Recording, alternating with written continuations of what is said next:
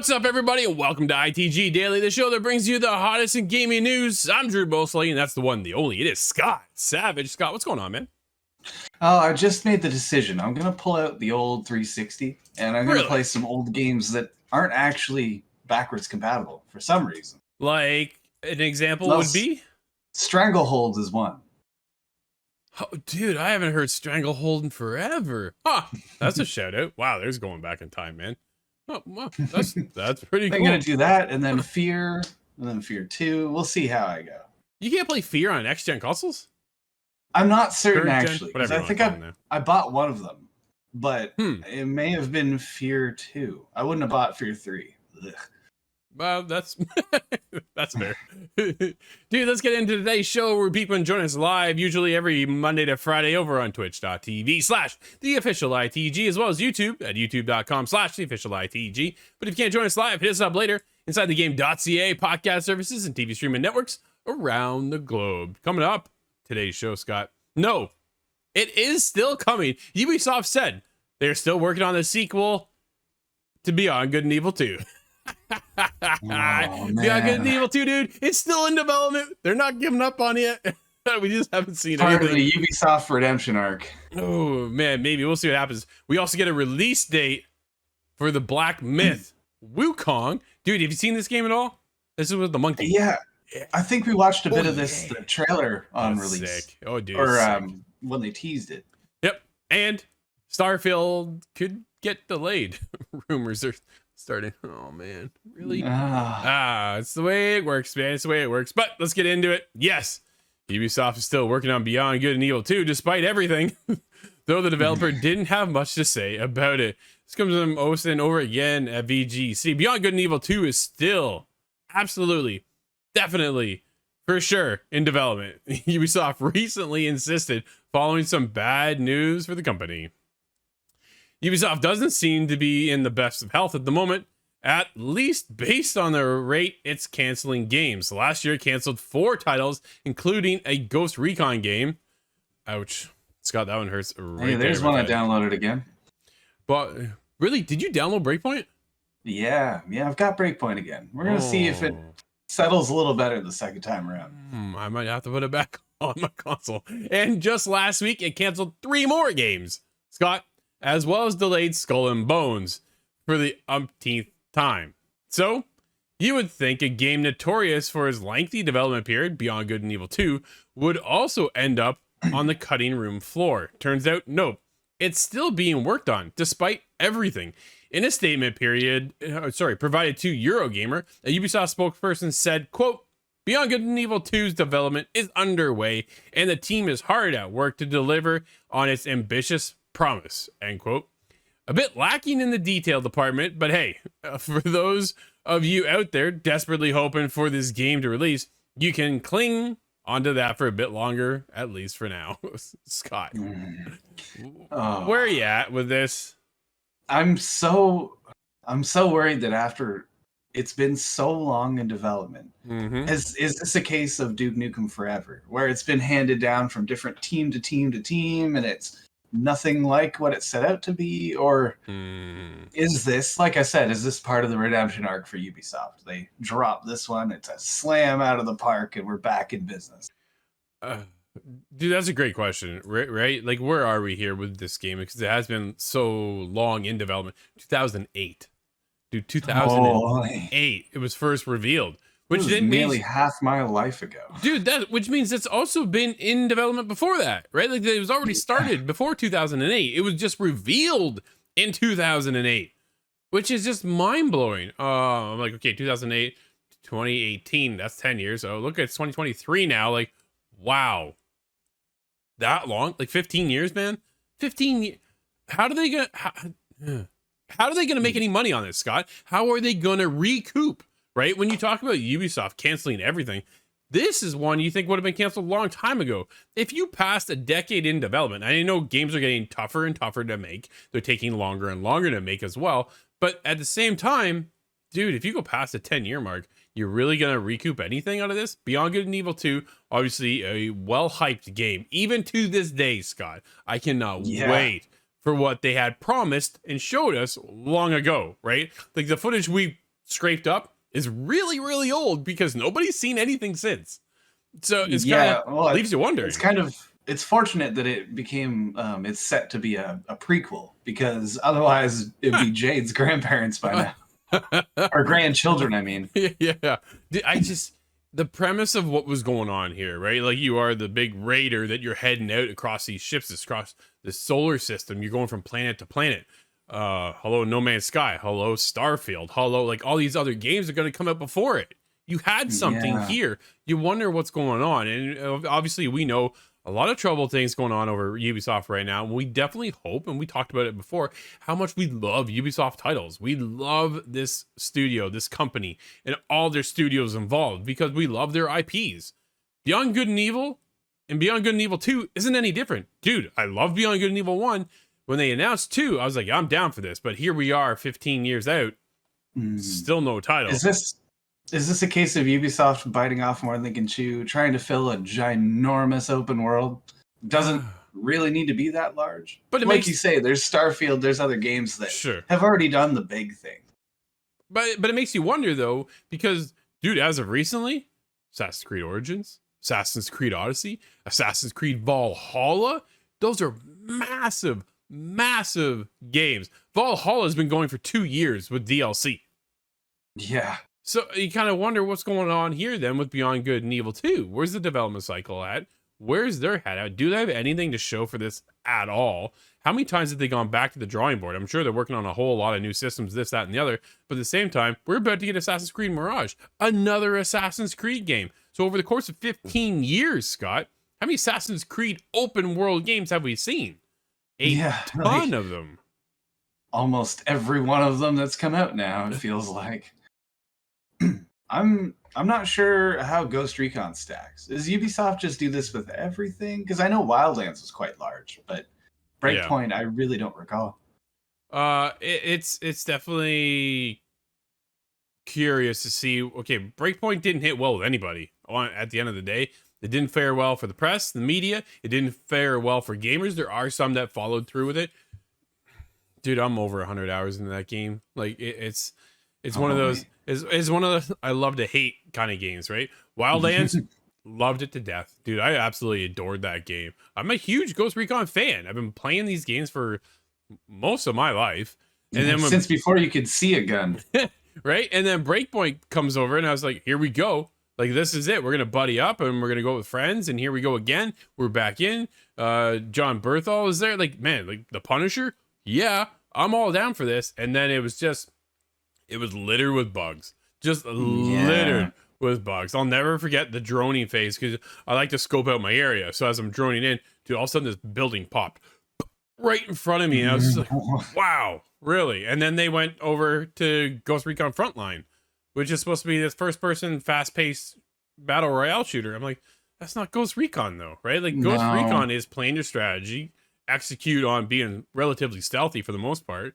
They opened that up in Breakpoint, giving you a couple of different abilities and things like that with different characters and classes you could choose. And it's just weird, man. It's just weird. No, in my mind, it's supposed to be Rainbow Six, but outside.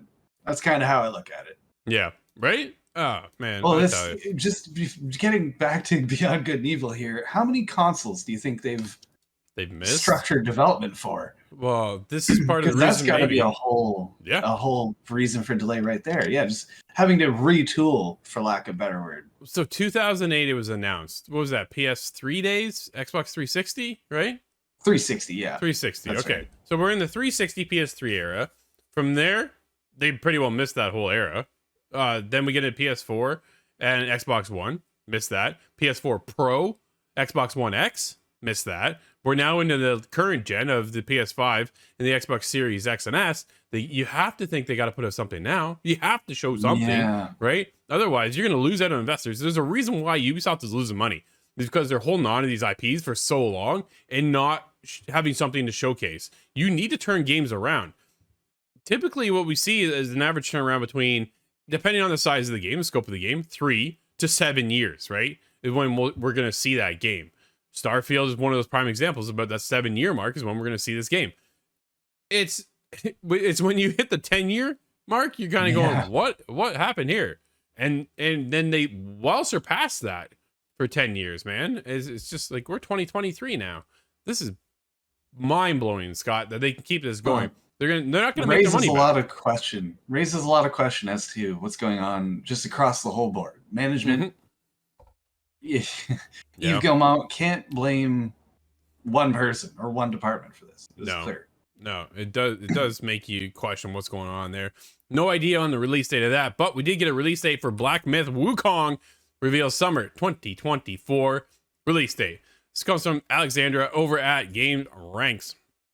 It's been a while since we heard anything about the highly anticipated RPG Black Myth Wukong, aside from a pretty impressive looking gameplay trailer that was shared last August.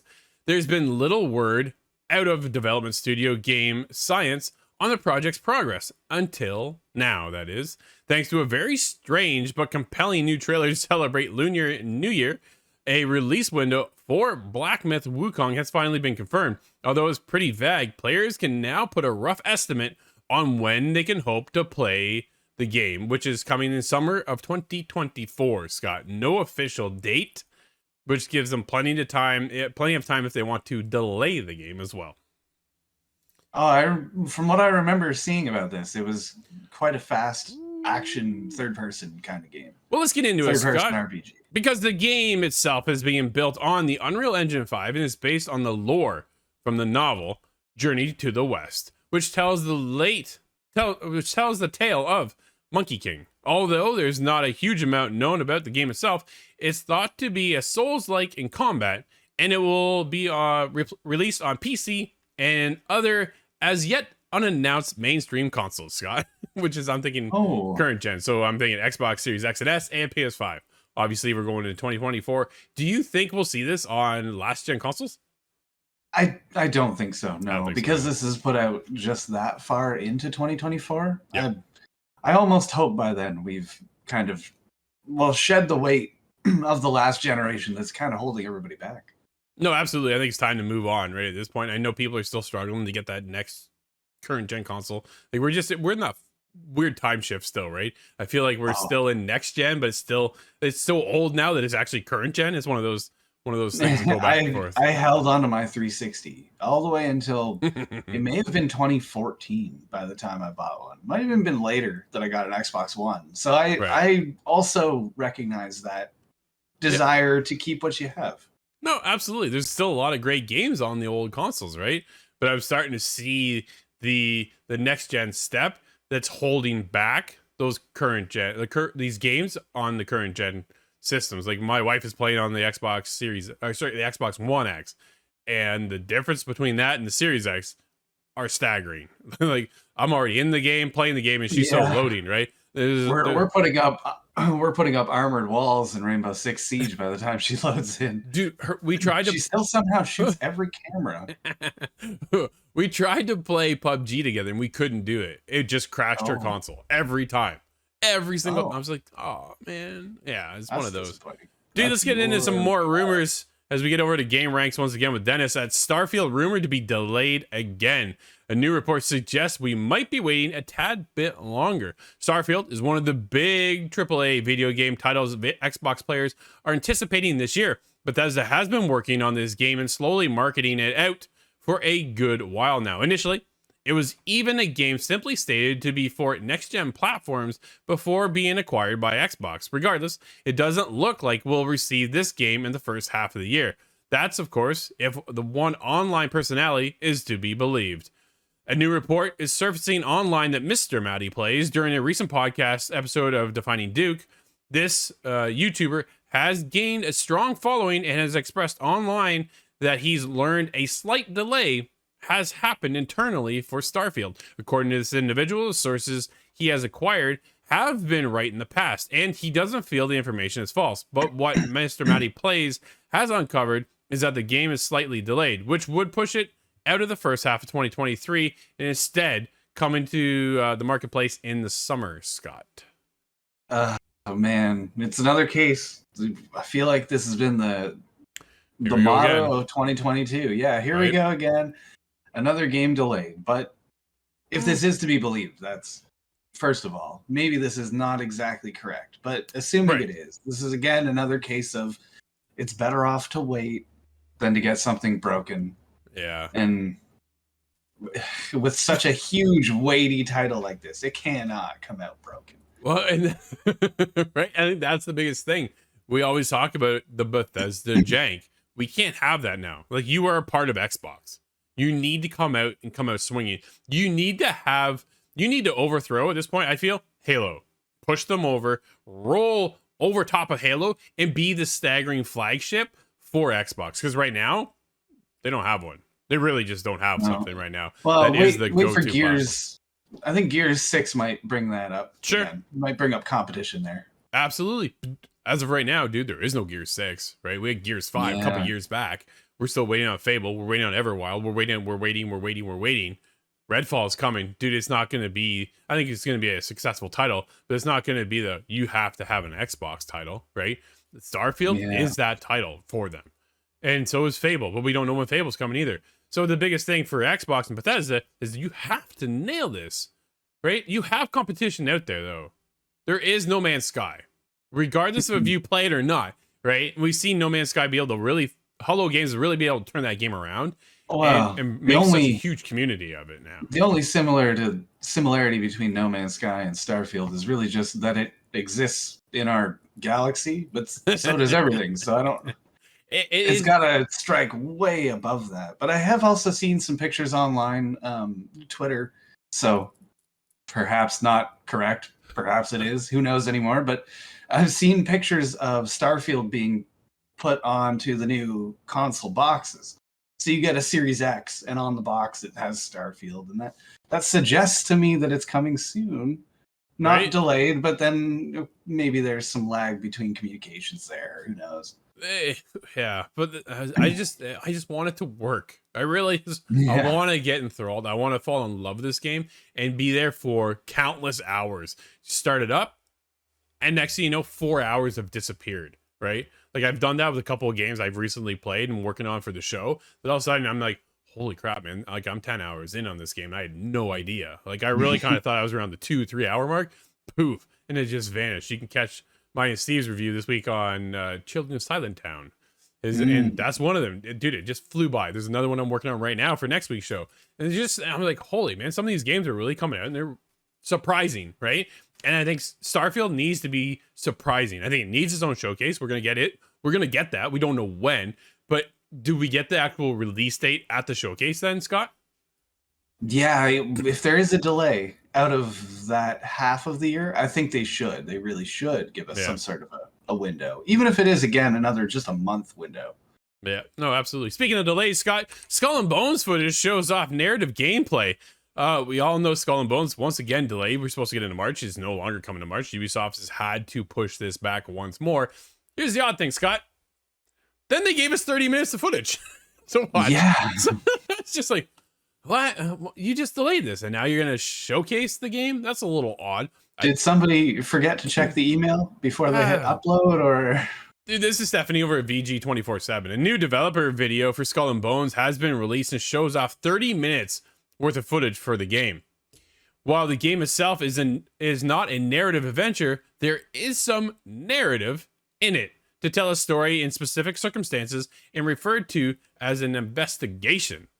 I watched the 30 minutes. Dude, I want the game. This game looks cool. To me, it really does stand out as something different. It is not, obviously a lot of us are going to go, Sea of Thieves.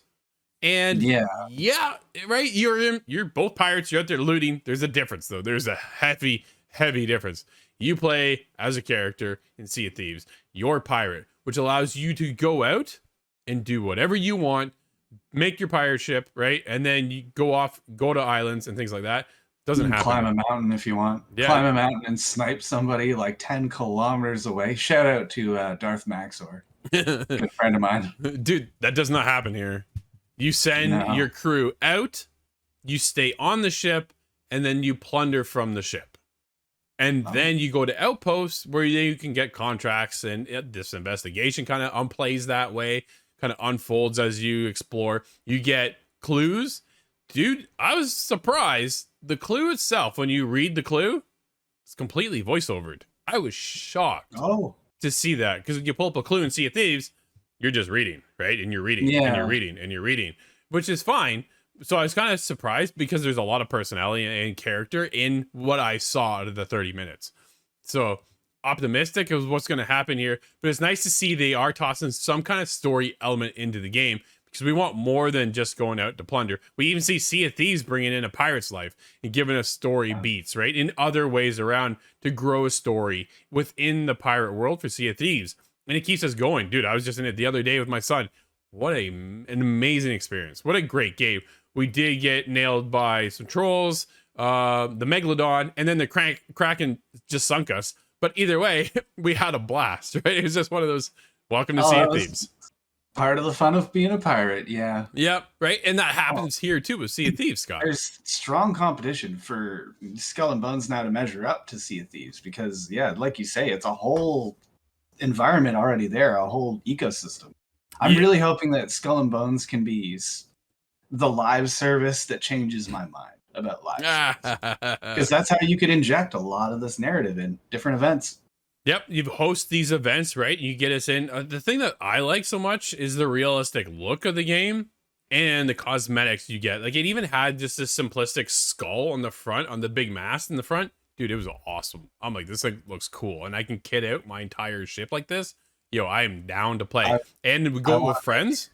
Man, I want to make myself just a ram ship. That is 100% of my offense. Well, yeah, so there is I will that. be the torpedo. But they also touched on you can only get to certain areas with other ships, right? So you have specific ships that will do certain tasks, and you need to pay attention to which one. So you want to build your fleet of ships so that you are able to kind of traverse into a smaller little nook over here, because your big ship's not going to do that. Or you have a cargo ship that is just meant for, we're going to go loot and then we're taking off to go deliver. So there's a bunch of things. I'm hoping there's enough content within the game that's really going to kind of keep us involved, Scott, because I think you, myself, Kyle, we could be here for a very long time playing this game if it pays off. If this bites onto me at all, like Elite Dangerous did, and it sounds like it may, I'm in for a good long play. Yeah. I'm going to ask right now, where do you see the media scoring Skull and Bones? That's an interesting... because of the hype surround it. Yeah, because of the hype surrounding it, it has to really bomb, in my opinion. Sure. So I'm thinking around 8, though. I don't think it'll go beyond 8 because, again, so much hype, it can't live up to it. It's kind of right in the middle. It's an awkward zone. Yeah, I think it is. I think it is too. I'm kind of right now. I'm hovering around the 7 thought. That's just the process, just from what we've seen and things like that. But the content could change everything, right? And we get in these little story tidbits and stuff. Maybe it just pulls a lot of us in. But definitely curious to see where it falls. But we also need to know when it falls for an actual release date. Once again, Scott, we do have a couple release dates for today, though. What do we have? We have Gigantosaurus Dino Kart on PlayStation 4, 5, Xbox One, XS, Nintendo Switch, and PC. Oh, man. Surviving the Abyss enters early access on PC, as well as Theseus Protocol, early access on PC. Farlanders hits full release on PC, and Recall on PC, Nintendo Switch, Xbox One, X, and S. Any of these games catch your fancy? I'm all about kart racers right now. I'm getting towards the end of Nickelodeon Kart. I need something new. And you're going to jump into the Dino Kart? Well, I heard Chocobo GP didn't really measure up. Did you ever try Chocobo GP at all? No, I didn't. Oh, man. We need another Jack X Racing. That's what we need, Scott. Oh, that's new to me. That's what? You didn't know? I've never even seen it. Oh, look it up. Dude, Jack, that was back in PS2 days. Okay. Jack X. Yeah, that's a shout out to Jack and Daxter. Dude, PS2 is just blast. A big blur of Silent Hill and Grand Theft Auto to me. Oh, that's fair. Oh, and State of Emergency. That game was awful. Scott, that's going to wrap up today's show, everybody. Thank you for hanging out with us. You can always join us live over on Twitch and YouTube at the official ITG. But if you can't join us live, hit us up later inside the game.ca podcast services and TV streaming networks around the globe. Until tomorrow, everybody, I'm Drew. That's Scott. We'll see you inside the game.